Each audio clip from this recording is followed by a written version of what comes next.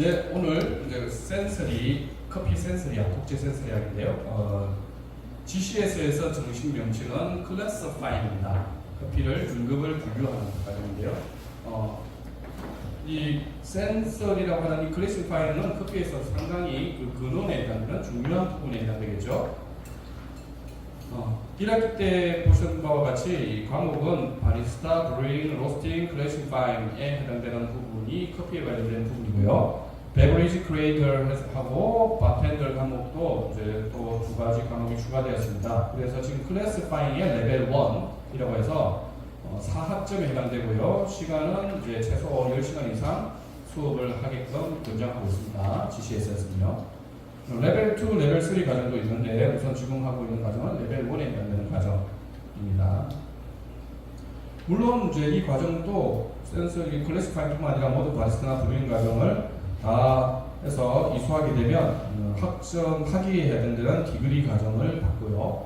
그리고 디그리 과정뿐만 아니라 실질적으로 또 이 부분을 가르치는 인스트럭터, 감독관 과정인 GQI 과정도 있습니다. 해마다 매년 겨울에서 진행되고 있으니 이 부분도 이제 성취하시고 도달하시면 한 번쯤 도달해 보시는 중요한 어떤 분야가 될 수 있고요. 어떤 많은 경력을 쌓을 수 있는 부분이 되겠습니다.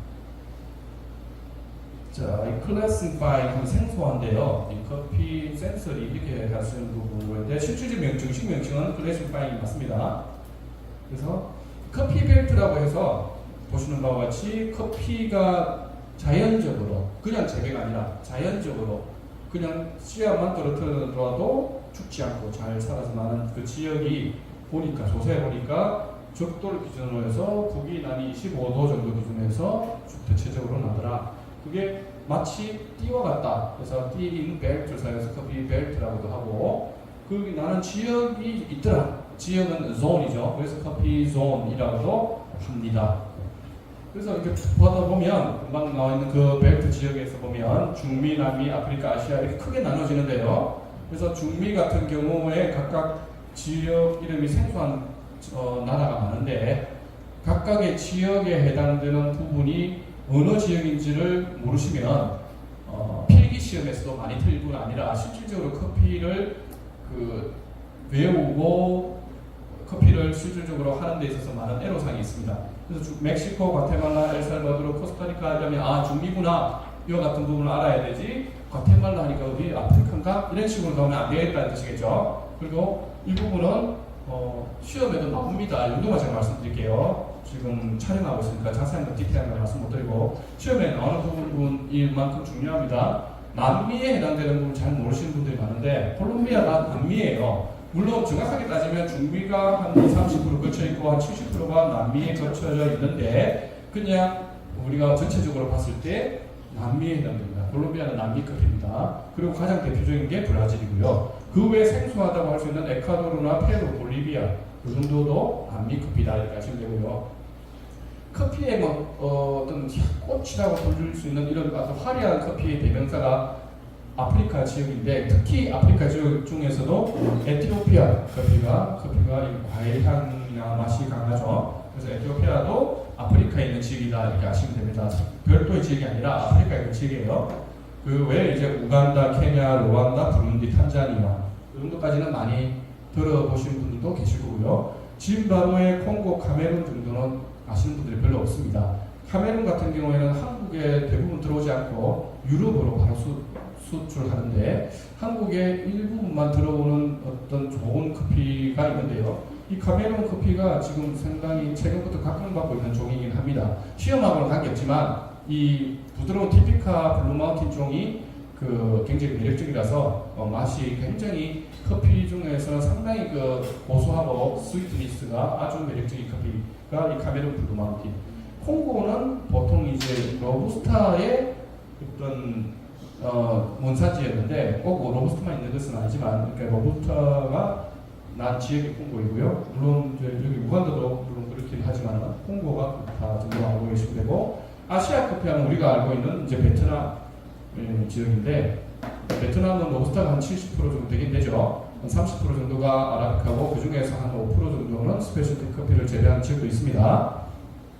태국 커피 중에서도 특히 이제 도이치안 커피 들어보셨는지 모르겠지만은 스페셜티 커피고요. 미얀마에도 이제 커피가 새롭게 그 정부에서 주관해서 좋은 커피를 만들기 위해서 많은 노력을 들이고 있고, 라오스 커피는 먹어봤는데 마셔봤는데 그냥 아시아 커피 이런 느낌이에요.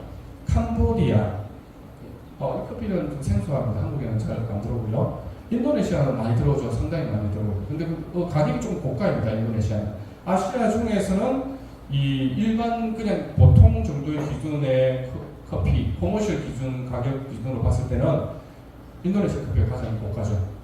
이제 스페셜티는 물론 달라지겠지만, 파푸아뉴기니의 그냥 일반 커피가 인도네시아의 두 번째로 버금가는 정도의 가격이고요. 근데 커머셜이 아닌 일반적으로 이제 스페셜티 커피로 따진다면 가격대가 좀 달라집니다. 태국의 도이치안 같은 경우는 상당히 비싸고요.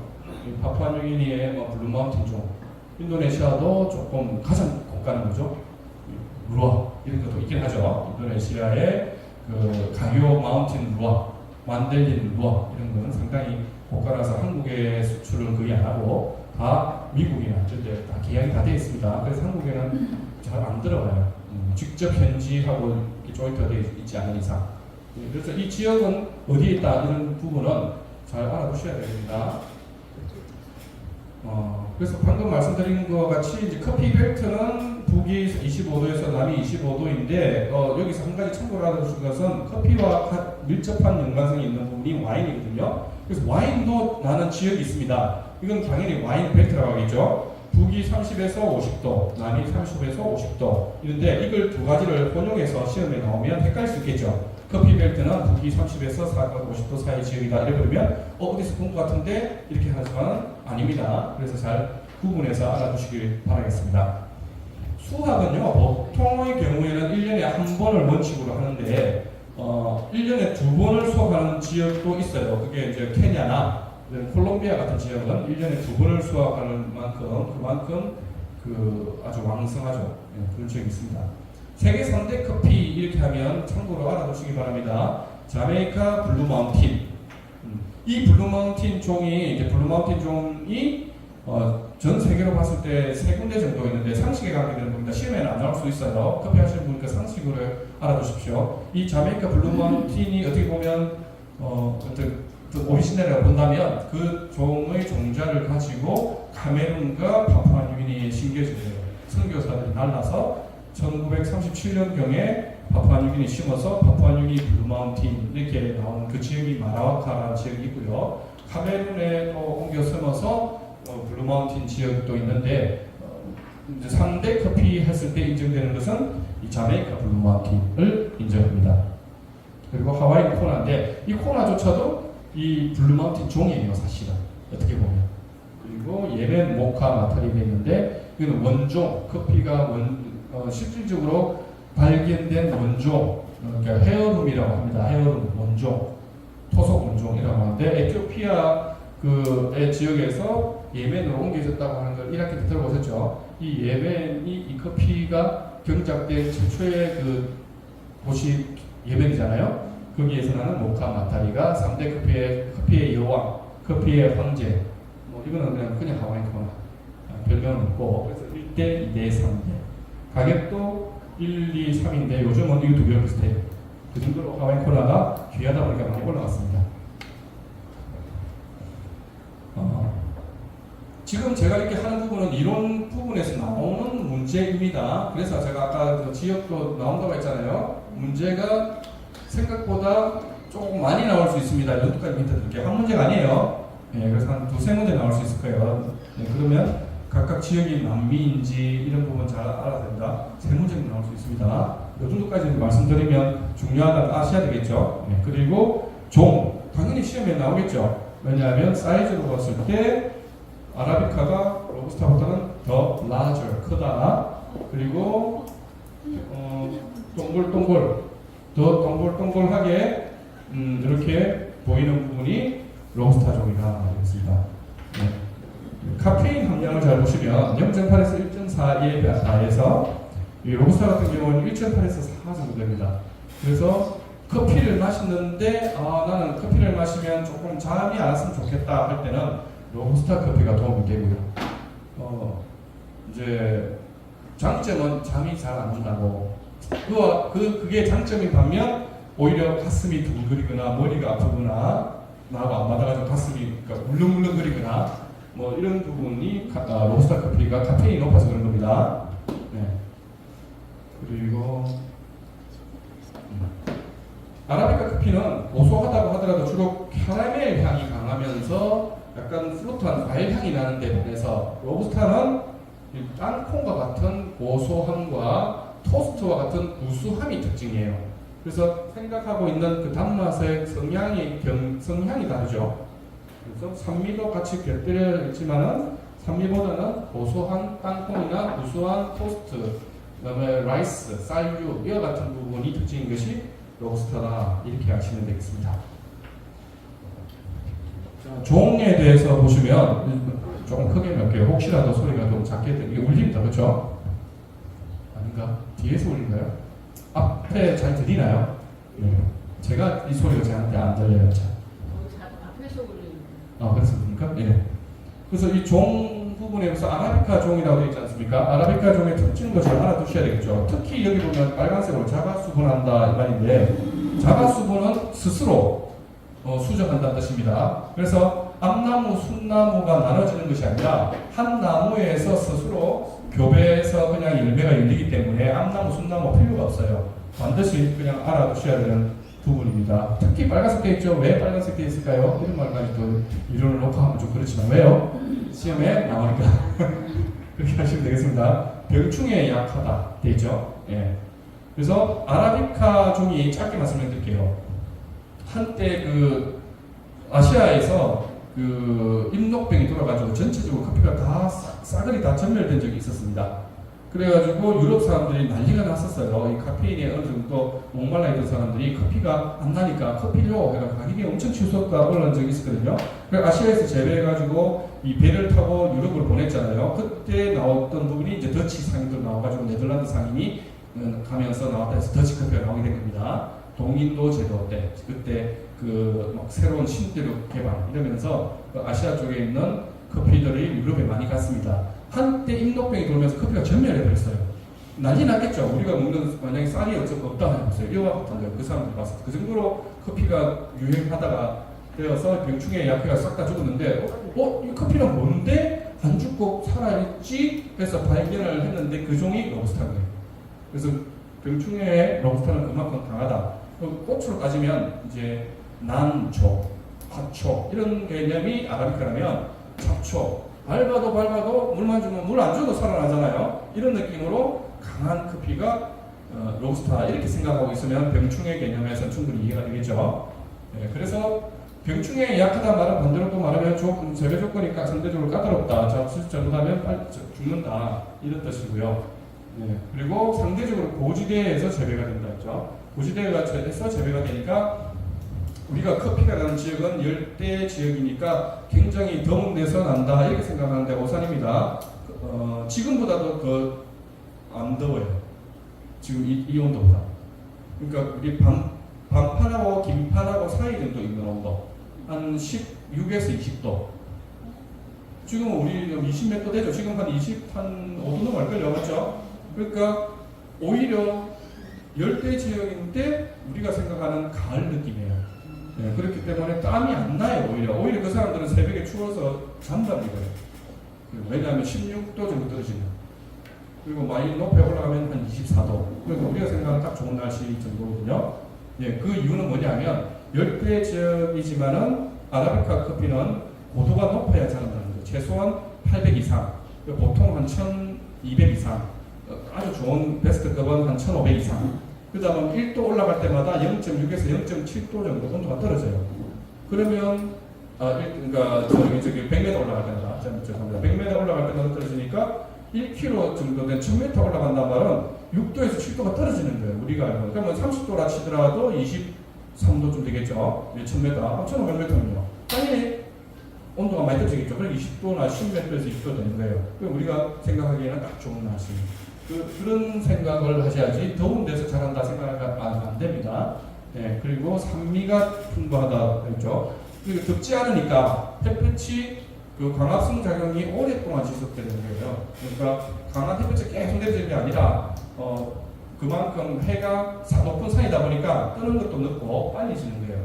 그 환경이 오래 노출되다 보니까 여물게 잘 익어서 광합성이 잘 되기 때문에 산미가 좋은 겁니다. 우리 사과도 그냥 신맛만 나는 게 있고 새콤달콤한 게 있고 물만 나는 게 있잖아요. 그럼 잘 자란 얼음골 사과 이런 것은 왜 그럼 당도가 좋느냐? 아까 말한 것처럼 해가 늦게 뜨고 빨리 져서 광합성이 충분히 많이 천천히 여물게 잘 익어서 안에 광합성 사이클이라고 하죠. 그 사이클이 제일 잘 돌아가가지고 제대로 잘 산미와 당도가 있게끔 해주는 그 작용이 똑같습니다. 왜냐하면 커피가 과일의 열매잖아요. 그래서 과일하고 같은 어떤 광합성 작용이 중요한 겁니다. 네, 그 정도만 설명하면 충분하고요.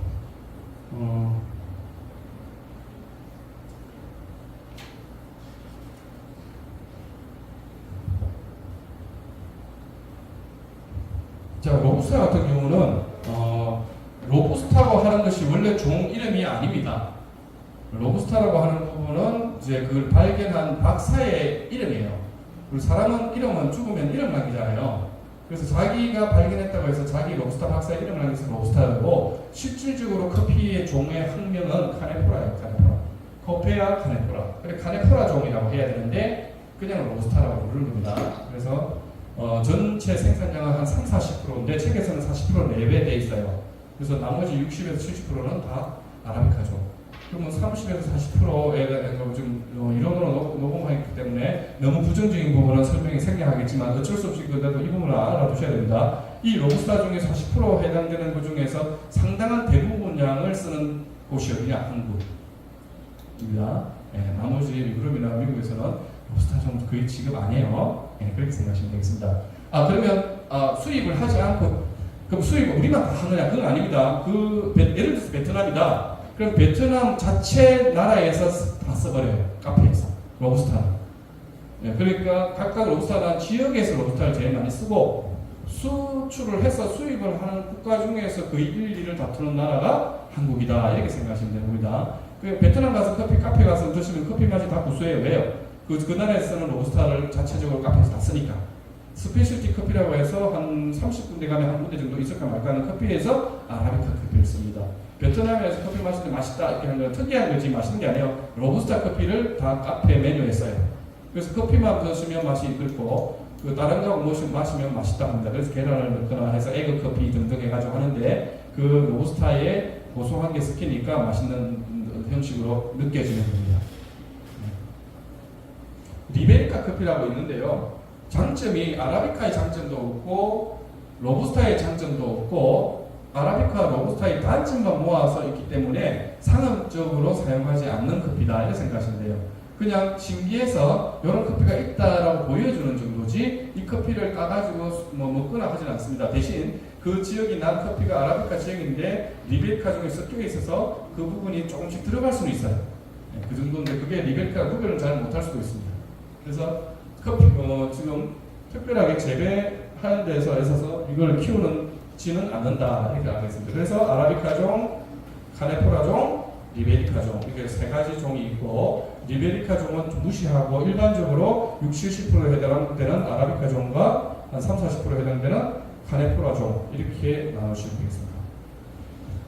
Pollination implant 돼 있는데 이게 그러니까 수분이죠. 수분이라고 하는 것이 물이 아니고 그냥 옷가루 수정인데 self pollination 자가수분 이게 아라비카 종이고요. cross pollination 크로스 타가수분이라 하죠. 그래서 로부스타 종은 아라비카 종은 자가수분인데 로부스타 종은 이제 타가수분이잖아요. 스스로 커피가 열리지 않아요. 로부스타 암나무, 순나무에 있다면 순나무에 있는 부분을 나비나 벌이 날라서 암나무에 묻혀요. 그래서 로부스타 종이 열리는 겁니다.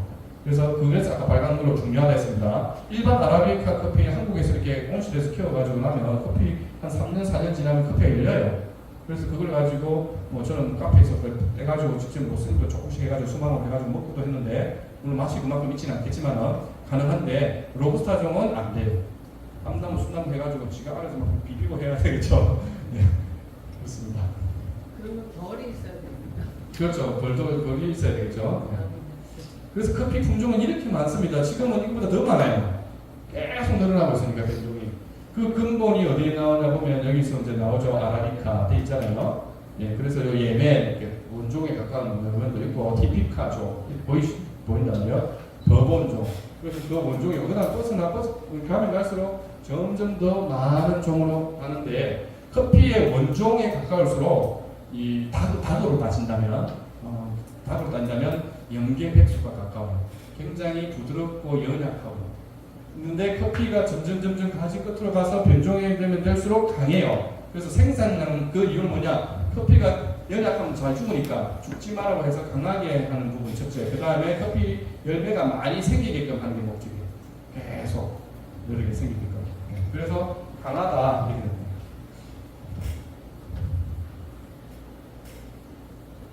재배 환경에서 고도되어 있는데 고도는 1000에서 2000m가 재배에 적합하다. 아라비카 기준에 그렇죠.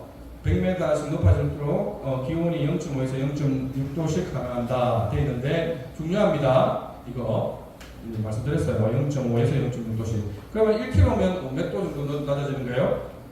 5도에서 6도 이렇습니다. 기온은 연평균 16도에서 24도 정도로 레벨을 유지할 수 있는 고지대가 좋다. 이렇게 있죠. 아라비카 종 같은 경우에. 네, 강수량은 연 1200에서 1600mm의 강수량이 필요하고요. 토양은 배수성이 좋은 토양이 좋다. 무슨 말이냐면 커피가 나는 지대에서는 한국으로 따지면 장마처럼 비가 확 쏟아지잖아요. 그러면 30분에서 1시간 지나면 땅에 물이 안 보여요. 아예. 언제 그랬다는 듯이 그냥 물이 완전히 다 빠져버려요. 그 정도로 배수성이 좋습니다. 그리고 실질적으로 땅에 대한 그 pH 산도로 봤을 때도 약간 5.5 정도 되는 약산성 토양이 커피가 정말 좋아요. 그런 지역에서 커피가 또 주로 납니다. 그래서 약산성에 배수가 좋기 때문에 하산지대 이런 게 많단 말이에요. 어떤 경우에는. 그러다 보니까 비가 아무리 많이 오더라도 땅이 다 말라버려요. 한 시간 지나고. 뭐 물이 고이고 이런 게 없습니다. 그냥 걸어다니면 질퍽질퍽한 게 없어요. 물론 이제 그늘이거나 이런 데는 물이 남아있겠지만 햇볕이 들어오면 싹 다 빠져버립니다. 알아두시기 바라고요. 일조량도 중요하고. 그래서 이 커피 나무로 본다면 이 커피 나무잖아요. 이렇게 나중에 겨울에 혹시라도 기회가 돼서 같이 가보실 기회가 있으면 한번 보시면 되는데, 그럼 여기 높은 이 나무들은 뭐냐는 거죠. 이것도 커피 나무를 위에를 생장점을 따지 않으면 이게 10m씩 자라요. 커피 나무가 쉐이드 처리를 만드는 경우도 많고요. 뭐 물론 다른 나무를 심어서 길게 하는 경우도 있긴 하지만 커피 나무 자체로서 해서 그늘을 지게 합니다. 왜 그늘을 지게 할까요? 아까 말씀드린 힌트가 있었는데 일조량이 많은 것보다는 아침에 해가 늦게 떠서 빨리 지어가지고 광합성이 여물게 단단하게 오래 머물수록 그 커피가 산도가 더 좋고 더 당도가 올라간다잖아요. 광합성이 잘 되어서 그 광합성을 만들어내주기 위해서 이와 같이 쉐이드 처리를 하는 겁니다. 그래서 쉐이드 처리 알아두시기 바라고요. 이거는 양식인데요. 나중에 커피 실질적으로 이제 그 실습을 하면서 필요한 양식이니까 나중에 실습하면서 보도록 하겠습니다. 그래서 커피 향미 등급 평가해서 클래시파이라는 부분에 다시 설명을 더 드리겠습니다. 지금 보시면 이와 같이 이 GCS 기준에서는 이 한 장의 종이만 봐가지고도 이 커피에 대한 분석이 될 수 있게끔 아주 정말 어떤 SCA의 그 단점이나 이런 부분을 다 보강해서 커피에 대해서 한 번에 알 수 있게끔 잘 명시되어 있습니다. 그래서 이 보시면 향미에 있어서도 허브 앤 플라워리 이런 부분이 어느 정도 나오느냐, 시트러스가 어느 정도나 이게 좀 생소할 겁니다. 이런 부분은 이제 학습할 겁니다. 같이 트로피칼이라고 하는 열대 과일류의 향이 얼마큼 나오냐 이런 게 다 분석이 되죠. 그럼 이 데이터를 봤을 때는 이 커피는 열대 과일의 트로피칼 향미가 가장 포인트죠. 그게 눈으로 보고 알 수 있는 겁니다. 그 다음에 뭐죠? 전체적으로 강도는 중간쯤 된다. 그리고 이 시리얼 계통은 별로 없고 이런 부분을 한 번에 특징으로 알 수 있는데 이게 이 GCS에서 클래시파잉이라는 센스를 배우면 내가 매길 수 있고 해석을 할 수 있는 기준이 되기 때문에 일반 커피 애호가와는 다르게 커피에 대해서 전문성에 대해서 접근을 해가는 거죠. 그리고 그걸 그림으로 그려서 이 고소함이 어느 정도다, 산도가 어떻다 이런 부분으로 해서 그림을 표를 해서 이렇게 알 수 있게끔 되는 겁니다. 이와 같은 부분이 GCS의 장점입니다. 자, 이제 조금 더